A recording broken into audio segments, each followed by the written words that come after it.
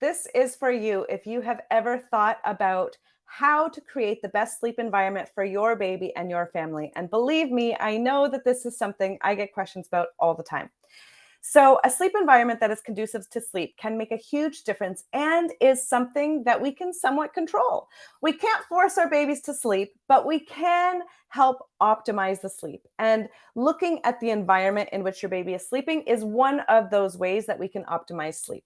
So, one of the elements of baby sleep that lies within our control is their sleep environment. The goal here is to really think about making this environment be calm and really have a positive impact on your baby's sleep. So, even thinking about some of the things that help you to feel calm and relaxed and ready for sleep.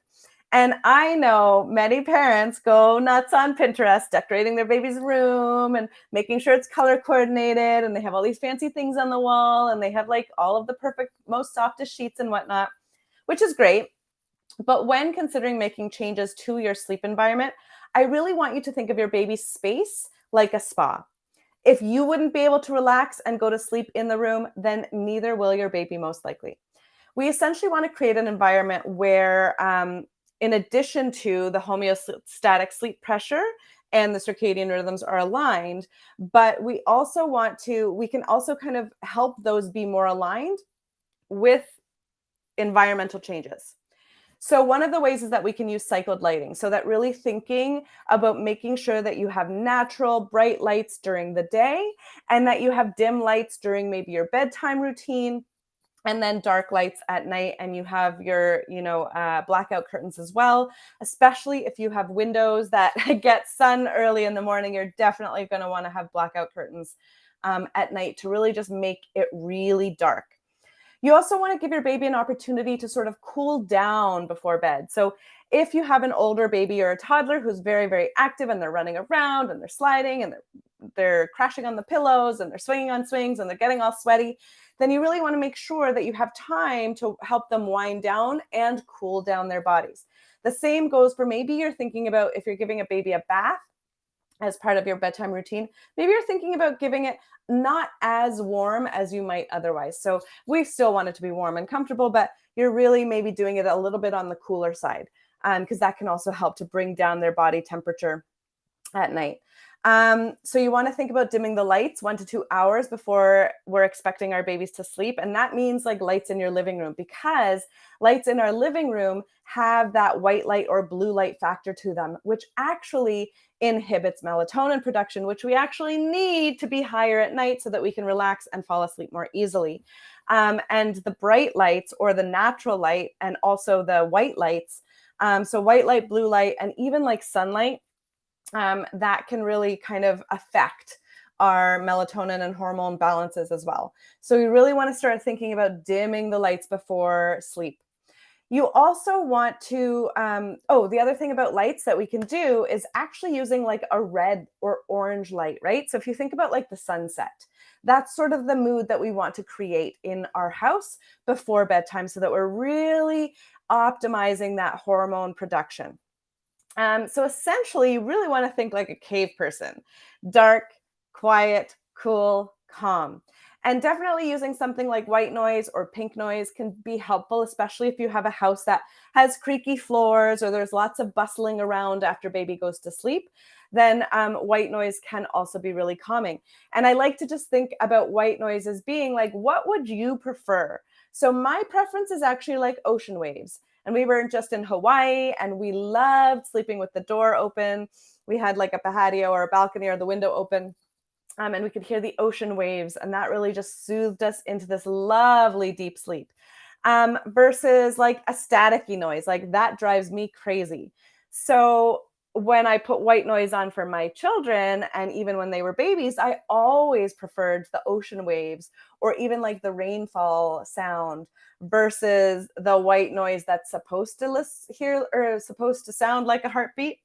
I always thought that was so obnoxious and annoying. So if you think that it's not calming, then probably your baby's also going to think that it's not calming. So just something to think about there as well.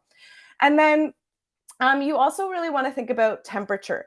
And so we did talk a little bit about cooling down our body, but you also want to be thinking about the temperature in the room at night. And actually, cooler temperatures are going to be more recommended and potentially better at optimizing that sleep, because that will also help our core body temperature to decrease and to drop, and that will trigger sleep more easily.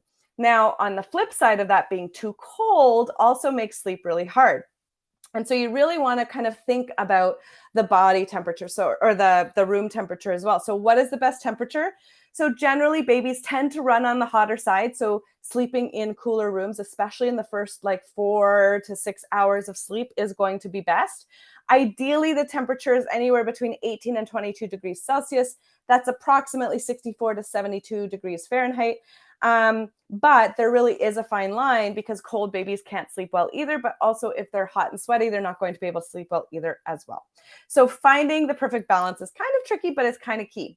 One way that you can find the perfect balance is using breathable fabrics for sheets and sleepwear, but something like organic cotton or bamboo, usually staying away from fleece fabrics because those don't really breathe very well, and that could lead to baby sweating and being too hot.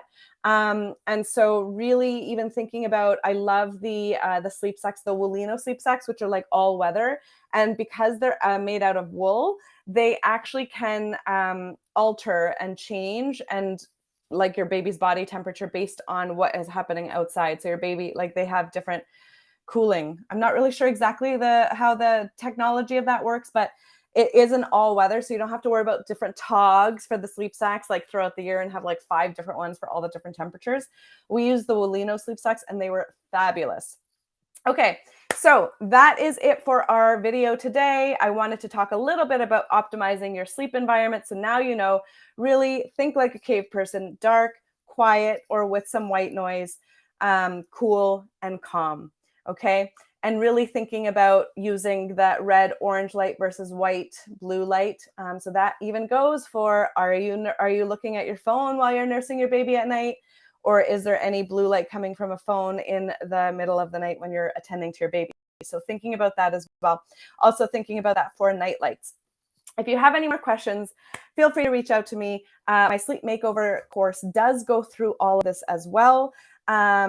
And it really gives you a lot more information on how to really start optimizing sleep for your baby and for your family. So you can check that out. The link is in the comments, and feel free to come and join my free community as well, because we do lots and lots of free trainings like this in there every single week. And I would love to have you and to answer as many questions as I can. Bye for now, everyone.